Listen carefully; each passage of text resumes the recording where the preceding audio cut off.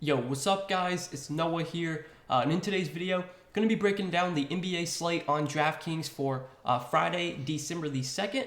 Now we do have a relatively big Friday night slate, 11 games tonight, guys. We're going to go game by game. We're going to talk through each one of these 11 games. I'm going to give you guys my quick thoughts on the slate, give you kind of a game by game breakdown, quick game by game breakdown, what stands out to me taking a first look at this slate on Thursday night. Before we do get started with the breakdown, though, as always, if you guys do enjoy these DFS videos, if they do help you out, please hit that like button down below. I always do appreciate the likes. And if you guys have not yet, hit that subscribe button as well. Also, check out the sponsor of this video, Prize Picks. So if you guys have never heard of Prize Picks, they are a player prop based DFS site. Very simple and easy to use. You're not competing against other players or against other people. It's you versus Prize Picks projections. So they have projections for pretty much every player or close to that. Most of the main guys, the starters. Obviously, they don't have a ton up right now, but that's just because I'm making this video on Thursday night. You check the board, sometime on Friday, especially late Friday night, before the games have started. You'll see a ton of props available for pretty much every single game. And you can go through and look and see if there's anything that stands out to you. You're just taking more or less on a player's projection. If you have a lean one way or the other, you do have to make at least 2 picks, but you can make up to a 6-pick entry, and you can win up to 25x your money on Prize Picks. If you guys are not signed up for Prize Picks yet, get signed up, use promo code NOAH, and you will get your first deposit matched up to $100 when you do sign up with my promo code. But let's go ahead and talk through this 11-game Friday night slate. We'll start off with the first game of the night, the Wizards and the Hornets. So we'll start off on the Washington side. It is, a pretty solid spot here for Washington. Charlotte this season, they haven't been as bad defensively, and they haven't been, playing at as fast of a pace as they did last season. So it's not the same matchup that it was last season. But I still think, especially for a guy like Kristaps Porzingis, it's a really good spot here for Porzingis specifically. Charlotte has been giving up a ton of fantasy points to centers, like they did last season. Nothing's really changed there. Porzingis hasn't done that well against Charlotte so far this season in the 2 games they played. The $8,700 salary is definitely going to keep his ownership low. I don't think anyone's going to play Porzingis at this price tag. But we've seen that he has 55, 60 point upside. I know he's had back-to-back really big games. Wouldn't be surprised if this is another big game for Porzingis here, just because Charlotte does struggle against bigs. But I don't think I'm going to get to anyone else on Washington. Beal and Kuzma, they both feel priced about right. And on an 11-game slate, there's guys I'd rather play that are priced similarly to them. The rest of the Wizards, I'm not really going to consider, like Monte Morris, Denny Avdia. Just not going to play these guys on an 11-game slate. And then on the other side with Charlotte, I don't really love a ton from Charlotte. I think the one guy that kind of looks appealing here is Terry Rozier. That's just because, without LaMelo Ball, without Gordon Hayward, without Dennis Smith Jr., we know Terry Rozier is going to have a really big role, really big usage rate. He's going to play big minutes. I will say that, his point per minute production this season has not been, what you would want. He definitely has not been paying off this price tag. He always projects pretty well for his salary, but he just never gets it done. His best game this season was, the second game of the season against the Pelicans. He put up 57 DK points. Ever since then, it's just been 35, 36 DK points a game for Rozier. He did have 44 against Cleveland, but I think that game went to overtime. It might have went to double overtime, honestly. It says he played 49 minutes, so I guess that game went to double overtime. I can't remember. But, yeah, Rozier just hasn't shown that massive upside. He's still taking a lot of shots, though. He's going to have the ball in his hands a lot. He's going to play big minutes. I don't hate the matchup against the Wizards, so, I think Rozier's in play today. But I'm not loving much else from Charlotte. Oubre feels priced about right. Same with PJ Washington. Same with Plumlee. It's not a team that I'm super in love with.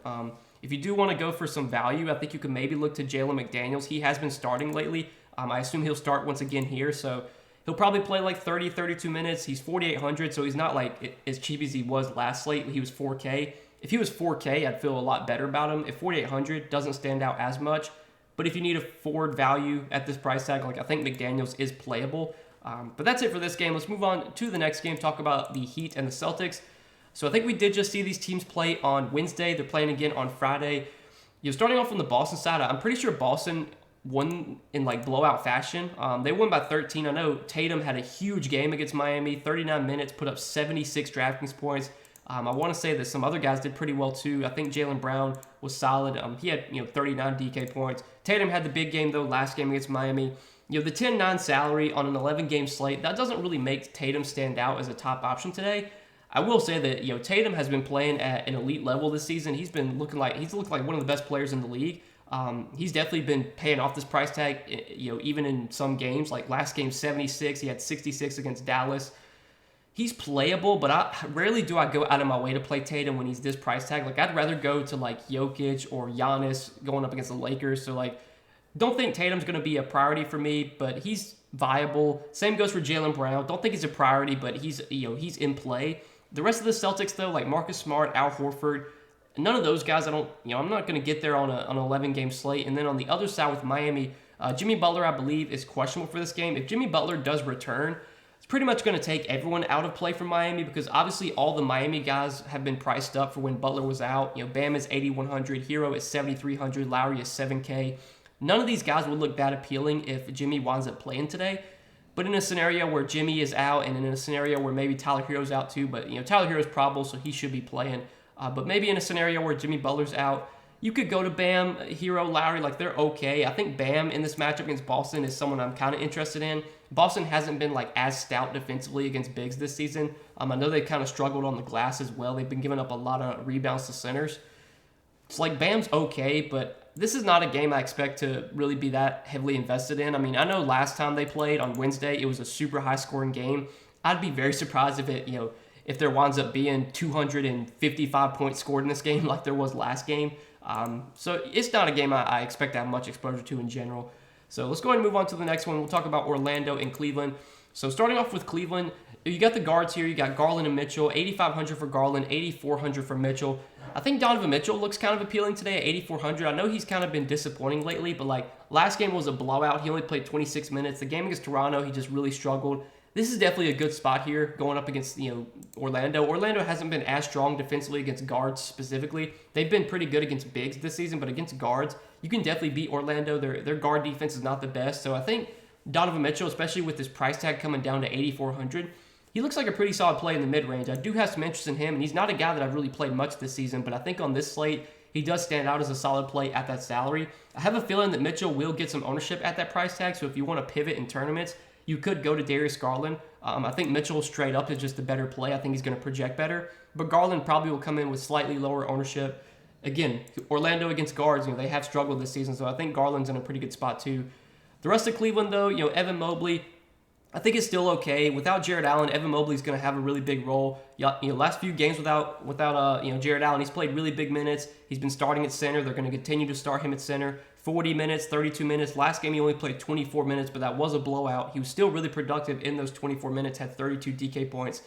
Like I said, Orlando, they're solid against bigs. They've definitely been better against big men this season than they have against guards. But without Wendell Carter Jr., I think their defense might struggle, a little bit more. I think Evan Mobley is definitely viable here at 7K. We know he's going to have a really big role without Jared Allen. I think Kevin Love is doubtful too, so we can expect pretty big minutes here for Mobley. At 7K, I'm totally fine with him on this slate, but not really going to consider anything else on Cleveland, I don't think. And then on the other side, looking at the Orlando guys, I don't love much on Orlando here. It's a tough spot. Cleveland's a really good defensive team. I guess there's a little bit of blowout risk in this game. So, I don't know if this is a game I really want to get heavily invested in. I could see playing like Mitchell as a one-off or, Mobley as a one-off, or even like in cash games, I could see playing Mitchell in cash if he projects really well. But, I don't want to be stacking up this game or anything. I don't really love a ton from Orlando. Without Wendell Carter Jr. and with Mo Bamba questionable, if Mo Bamba were to sit, we can expect a pretty big role for Bol Bol. He's been starting at center lately. Minutes have been pretty good. Production's been kind of all over the place, but even in a tougher spot against Cleveland, I think Bol Bol would have to play a lot of minutes here, and at 6,800, he's going to be unowned on a big slate like this. So, he's a GPP dart throw you could go to. But I don't love much on Orlando. They got Cole Anthony and Markelle Fultz back last game. Markelle Fultz did actually start at point guard, but he was limited to 15 minutes. He played 17 minutes. I assume he'll be on another kind of strict minutes restriction, so I don't think he's really going to be playable in DFS. So yeah, I think that does it for this game. Not a ton to love, honestly, in this Orlando-Cleveland game. I think Mitchell will probably be my favorite play here. Let's move on to the next game, though, Denver and Atlanta. So we'll start off with Denver. I think Denver is pretty easy for me today. I think it's Jokic, maybe Jamal Murray, and that's probably it. I don't think I'm going to go to guys like Aaron Gordon or Bruce Brown or Bones Highland on this slate. Jokic is pretty much in play for me every single slate, and today I think he looks like one of the better pay-up options, right up there with a guy like Giannis. Matchup against Atlanta doesn't really scare me. Jokic is pretty much matchup-proof anyway. This is a game that should stay close, so we should see Jokic get back to playing his full, 34, 35 minutes. Last two games against Houston have both been blowouts, so Jokic didn't really play his full minutes. I think we can expect him to get full minutes tonight in a competitive game. And at 11,400, we know Jokic has triple-double upside and can easily outperform the salary, can put up 65, 70 DK points. So Jokic firmly in play today. Jamal Murray, I don't mind either at 7,100. He's been doing really well the last few games, especially, he did really well against Houston. Those were some strong matchups. Did pretty well against the Clippers too. His production's been solid lately. The minutes have been great too. He's been playing like 34, 35 minutes in competitive games. This game should be competitive, so at 7,100, I don't mind going to Jamal Murray today as like a GPP dart throw, but not really going to consider anyone else on Denver. And then on the Atlanta side, I mean, we'll have to wait and see with some injuries here. So there's a lot of guys questionable. Right now, Clint Capela's questionable. Bogdanovich is questionable too. He can maybe make his season debut. They're going to be without John Collins, and they're going to be without DeAndre Hunter. So this Atlanta team could actually be pretty shorthanded here, especially if Capela doesn't play and if Bogdan isn't ready to play yet. I don't know what they're going to do with the starting lineup. Obviously, we know Trey, DeJounte are going to start. If Clint Capela plays, he will start. Who starts in place of John Collins? Who starts in place of DeAndre Hunter? My best guess is they start AJ Griffin in place of DeAndre Hunter, and then don't know who they would start in place of John Collins. It could be Jalen Johnson if he plays, but he's questionable right now. We did see Jarrett Culver get a lot of minutes off the bench last game, and he actually played really well. So like maybe they would start Jarrett Culver in place of John Collins. Jarrett Culver's really not played much this season. I don't even think he's like been in the rotation, but he just randomly got minutes last game, played really well. I guess if Jarrett Culver were to start, like he could be someone we do consider for value today. And if AJ Griffin starts, I don't hate him either. His price tag did come up to 4,500, but he's been somewhat productive in the minutes that he's gotten this season. I think at 4,500, if he does start today, he will be viable. But it's kind of a wait and see right now with Atlanta. Trey and DeJounte in this spot against Denver, I don't love either one. I think there's just other guys I'd rather spend up for. DeJounte's price tag's low, but his production's kind of been all over the place lately. Did have a pretty good game last game against Orlando, but this is definitely not the best matchup against Denver. So the Atlanta guards I'm not really into. I think we could definitely get some value here, though, depending on what their starting lineup looks like. There could be a lot of minutes available for some of these bench guys, without Collins, without Hunter. And if Capela were to sit too, we could see Okongwu start. Obviously, Okongwu would be a really good value if he were to start. If Bogdan doesn't play, that just kind of, there's even more minutes available too. So, wait and see right now for Atlanta. There's going to be some guys to target here, I do have a feeling. But let's go ahead and move on to the next game, talk about the Lakers and the Bucks. So starting off with the Bucks here, do want to mention that Chris Middleton is expected to make his season debut today. So I'm guessing Chris Middleton will be on a minutes limit. Don't exactly know what kind of minutes limit he'll be on, but because it's his first game of the season, they might limit him a little bit. But he's coming back from a wrist injury, so anytime a guy comes back from like a wrist injury or a hand injury and it's not like a leg injury, usually you have to worry about minutes limit when it's a leg injury. For like a wrist injury, maybe he plays full minutes, but I'd be surprised. I think he probably will get like mid to high 20s if I had to guess. I don't think Middleton's really going to be playable in DFS, but Middleton coming back definitely lowers my interest in Drew and Giannis a little bit. I think Giannis is still someone we can pay up for. The 12-3 salary does feel a little bit high, especially with Middleton back, but man, the matchup is so strong. The Lakers defensively, they haven't been terrible this season, but they do play at a really fast pace. So I think this does set up as being this should be a pretty fast-paced, high-scoring game. Hopefully the Lakers can keep this game close, and if they do, I think we could see Giannis put up a big game here. I want to say that Giannis has had a lot of big games against the Lakers just kind of in the past. So I do like Giannis as a pay-up option. I think him and Jokic are probably like my two favorite spend-ups if I could pay up for anyone. The rest of the Bucks, though, I'm not that interested in. Drew at 7,500, I don't hate. Drew's had some big games, even playing with Giannis, even playing with Drew. It's going to be tough to predict when he has those big games, but the matchup against the Lakers I think is pretty good. Again, the Lakers play really fast. Drew's going to get big minutes if it's a close game. He's in play at 7,500, but that's really it for Milwaukee. And then on the other side with the Lakers, don't like much here. AD and LeBron are definitely in tougher spots. The Bucks have been one of the better defensive teams in the league this season. This is not a team that I really like to target when players are going up against Milwaukee. We know LeBron and AD both have massive upside and they can put up huge games any night. But I think on this 11-game slate, there's definitely other guys I'd rather spend my salary on. And the rest of the Lakers, I'm not really that interested in. Austin Reeves is coming off a big game. He's still pretty cheap at 4,200. He's been not a guy that I've really played much this season. But if you want to chase the last game, I guess it's fine. Lonnie Walker was out last game. We'll have to keep an eye on his status. I think if Lonnie Walker does sit again, that makes me feel a little bit better about Austin Reeves. If Lonnie Walker plays, I probably wouldn't go there. But like Lonnie Walker's questionable and Dennis Schroeder is questionable too. So like maybe if both those guys sit, then I'd feel better about Austin Reeves as a value. But that's probably it for the Lakers. Not a ton I love on this team, to be honest with you. I think we can go ahead and move on to the next game. So let's talk about Toronto and Brooklyn. You're looking at Brooklyn today. Don't really like much here. I think Kevin Durant at 11K feels priced about right. It's a really tough matchup, too, against a good Raptors defense. Kyrie Irving's been playing a little bit better as of late. He had a pretty solid game last game against Washington. Don't love this matchup against Toronto, but the $8,200 salary, I mean, this is a pretty low price tag for Kyrie. We normally see him priced like in the 9K range. I know he hasn't been producing that well since he's come back from his suspension, but $8,200 for Kyrie, like I don't think he's out of play at this salary. I've kind of been fading Kyrie, like I haven't been playing him at all lately, but at this salary, I could, see going there. I'd play him over KD, I think, just kind of taking the savings.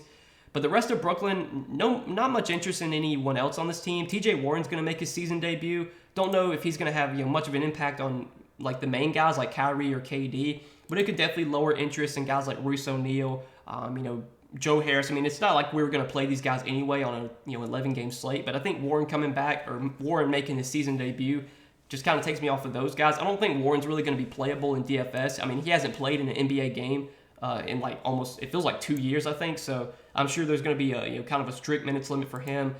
Do want to mention Nicholas Claxton just because without Ben Simmons, I think Claxton's minutes are a little bit more secure. He played 28 minutes last game. Obviously would have liked to have seen him play more, but they do play small ball sometimes where they'll play Simmons at the 5, and obviously without Simmons, they can't really run those small ball lineups. I guess they could play Kevin Durant at the 5 if they wanted to. I think Claxton should get like 30 minutes though, and he's 6K, so like he's okay on this slate. Don't love him, but I think he's in play if you're making a lot of lineups. But on the Toronto side, I don't like a ton on Toronto. They're pretty much fully healthy now. All the main guys are back. They've been running some like weird rotations lately too. I know they brought Gary Trent off the bench last game. He played really well off the bench, surprisingly. I just don't. When this Toronto team's fully healthy, like it's just tough to really predict who's going to have the good game. I think if I had to play anyone on Toronto, my two favorite guys would probably be Siakam and Van Vliet. Siakam's 9,300. The price tag feels about right, but Brooklyn has been pretty bad against bigs, just kind of all season. Last season they were. So far this season they kind of been struggling against bigs. Siakam had a massive game against Brooklyn earlier this year. He had a massive triple-double, 72 Draftkings points. So if you want to go to Siakam at 9.3, I think is a contrarian play. That makes some sense. I think Van Vliet at 7,300 is like an okay mid-range guard option. But that's probably it for Toronto. I don't really like a ton on this team, to be honest with you. So let's go ahead and move on to the next game. Still got about 4 or 5 more to go through. Philly and Memphis. So starting off with Philly today, kind of same thing we've had the last few games. No James Harden, no Tyrese Maxey. Do want to mention that Tobias Harris is questionable, so this could definitely change some things if Tobias Harris gets ruled out. We could just expect an even bigger workload for Joel Embiid, bigger workload for DeAnthony Melton. Same goes for Shake Milton as well. Right now, I don't love a ton on Philly, assuming that Tobias Harris plays. I think Embiid as a contrarian spin-up option's okay. He's not someone that I'm really going to be prioritizing on this slate. I think I'd rather go to Jokic and Giannis, but Embiid's always viable. We know he always has big-time upside. I definitely would like Embiid more if Tobias Harris got ruled out. Same goes for Melton and Milton. I think where they're priced at, they don't look that great today, but obviously if Harris doesn't play, those guys look a little bit more appealing. The rest of Philly, though, I'm not considering. And then on the Memphis side, I think Ja Morant in tournaments makes some sense here. He's going to be low-owned, I'd assume, on a big slate like this. The price tag at 10.8 feels priced about right, if not, maybe a little bit overpriced. I don't think Ja's really going to project that well at the salary, so his ownership should be very low. If you want to go there in tournaments, can never fault you for it. The rest of Memphis, though, I don't think I'm going to anything else here. Triple J, Dillon Brooks, Steven Adams, all these guys feel priced correctly. Steven Adams will probably have to play a good amount of minutes here to match up with Embiid. Obviously, you worry about foul trouble, but I think Steven Adams is going to play like 30, 32 minutes, barring foul trouble. And Steven Adams is a guy that can definitely get you like 30, 35 DraftKings points in 30 minutes. His ceiling is not the best. It's very unlikely that Steven Adams goes out there and just like nukes the slate and puts up 55. But I feel like he's probably going to get you like 30, 35 DK points, somewhere around there. And at 5,300, that's okay. But don't love much on Memphis, to be honest with you. I think this is a game right now I'm just kind of avoiding. But if Tobias Harris gets ruled out, I'll have a little bit more interest in some of those Philly guys that we mentioned. Let's move on to the next game, though, New Orleans and San Antonio. So for New Orleans today, big news here is that Brandon Ingram is not expected to play. I think he's already been ruled out for this game. Yeah, he's already been ruled out. So without Brandon Ingram, we can expect really big roles for Zion Williamson and CJ McCollum. CJ McCollum was out last game. I think he's been out the last 2 games, but he's expected to play today. He's probable, so he's expected to be back. Made CJ McCollum the cover boy for today, the thumbnail. I think 7,600 here without Brandon Ingram in a great matchup against the Spurs. CJ McCollum looks like a really good option in the mid-range. I have a lot of interest in him on this slate. Zion's price tag came up to 9K. He's obviously been crushing the last 2 games without Ingram and without McCollum. I still think he's in play here. It's a really, really good matchup. He crushed against the Spurs earlier this season, put up 54 DK points in only 26 minutes. Him and CJ, I think, both look like really solid plays. And I don't even hate Jonas Valanciunas. I know J-Val has been a very tough player to roster this year. He's just been so unpredictable. His minutes have been all over the place. But this is a really good matchup. San Antonio really struggles against bigs. They give up a lot of points in the paint. J-Val had a really big game against San Antonio earlier this year. 26 minutes, 41 Draftkings points, had 22 and 10.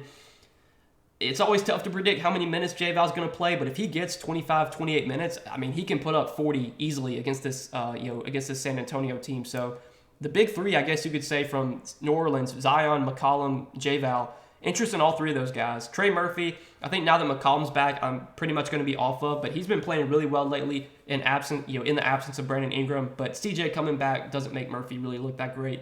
And then on the other side with San Antonio, the main San Antonio guys like Devin Vassell, Keldon Johnson, Trey Jones, at their price tags, none of them look like great options. I think Keldon would probably be my favorite if I had to play any one of those guys, but probably just going to be fading kind of the big 3 from San Antonio. I think if I were to play anyone on the Spurs today, it would definitely be Zach Collins, excuse me. So we saw last game without Jakob Poeltl, we did see Zach Collins start at center. He played 27 minutes, had 22 DK points. He was a little bit, his production was not the best, but so far this season, Zach Collins has been a point-per-minute player, and the fact that he played 27 minutes last game makes me assume he's going to play like close to 30 minutes again, assuming no foul trouble or a blowout. I think he did get into some foul trouble last game.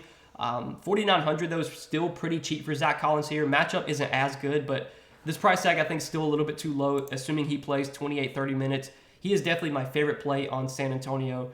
And I think Keita Bates-Diop, he did start last game. He played 28 minutes. He didn't really do much, but I assume he'll start again in place of Sohan. So, he's an okay value. Herb Jones is out for the Pelicans, so I guess, we'll have to wait and see what their starting lineup is. They'll probably start CJ, Zion, J-Val, Murphy, and then don't know who the other guy will be. Like, maybe Dyson Daniels starts. I know Dyson Daniels nearly had a triple-double last game, so maybe without Herb Jones, we see them start Dyson Daniels in place of Herb.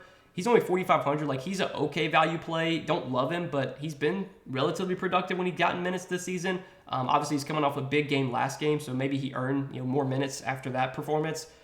Did want to mention him as maybe like a value, but that's probably it for the Pelicans. Let's go ahead and move on to the next game.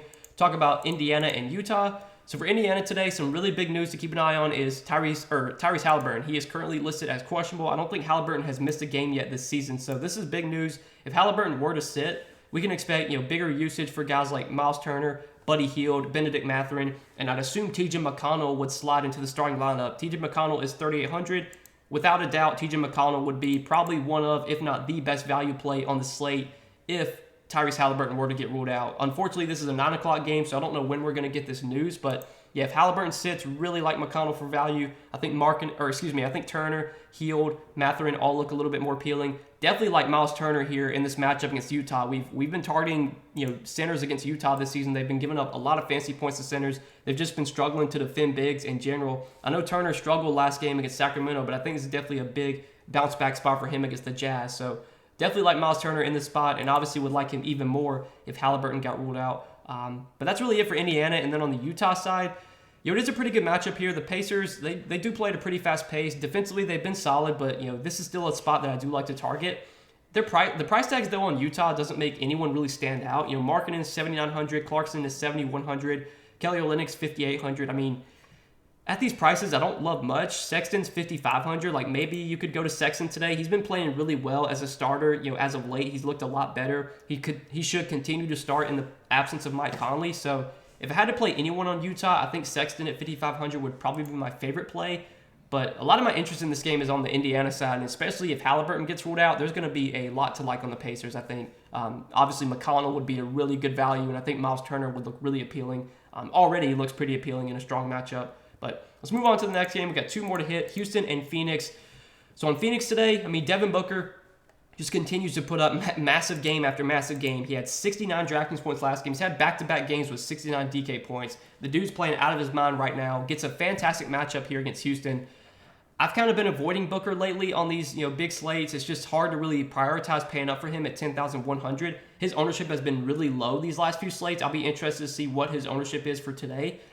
Man, though, like this is one of the best possible matchups you can get. Houston this season against guards, they have just been terrible defensively. We've seen a lot of guards have big games against Houston. This is definitely one of the best matchups Booker's had. So I think Booker at 10-1 is still in play today, even with the price tag up where it is. The rest of Phoenix, though, like DeAndre Ayton is 7,900, feels priced correctly.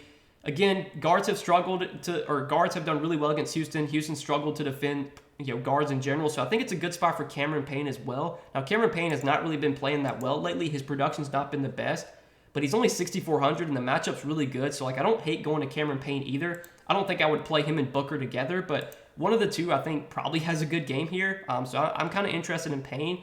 And then on the other side with Houston, don't really like much on Houston here.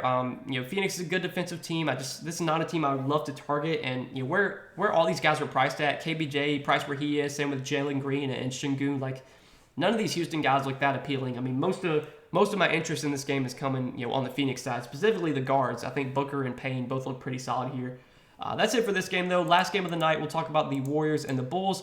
So for the Warriors, I think it's pretty simple for the Warriors. I think it's Steph Curry for me as a GPP option, and that's probably it. I don't really like much else on the Warriors. Wiggins, Draymond, Clay, Poole, Looney, like none of those guys are going to make my player pool or really be in consideration for me on a 11-game slate. Steph, though, in tournaments, always fine going there. He should have pretty low ownership, I would think, on a big slate like this. Usually Steph's always fairly low owned, especially on these big slates, and we know Steph can go out there and put up 65, 70 any night.